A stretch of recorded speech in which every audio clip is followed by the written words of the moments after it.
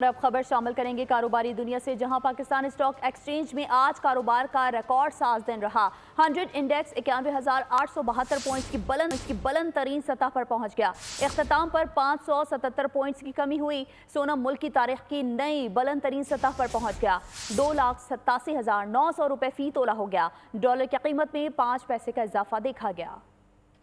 Stock exchange में कारोबार में मुस्बत रुझान बरकरार। कारोबारी हफ्ते के तीसरे रोज स्टॉक मार्केट नई बुलंद तरीन सतह पर पहुंच गई। 100 इंडेक्स 91,872 पॉइंट्स की बुलंद तरीन सतह पर पहुंचा। इख्तिताम पर 100 इंडेक्स 577 पॉइंट्स की कमी से 90,286 पॉइंट्स पर बंद हुआ। दिन भर मजमुई तौर पर 60 करोड़ शेयर्स का कारोबार हुआ। सोना मुल्क की तारीख की नई बुलंद तरीन सतह पर पहुंच गया। फी तोला कीमत में 2,900 रुपए का इजाफा 2,87,900 रुपए फी तोला हो गया। 10 ग्राम सोना भी 2,486 रुपए महंगा 2,46,828 रुपए पर पहुंच गया। करेंसी मार्केट में डॉलर की कीमत में चढ़ाव। इंटरबैंक में डॉलर 5 पैसे महंगा, जिसके बाद इंटरबैंक में डॉलर 277 रुपए 79 पैसे का हो गया।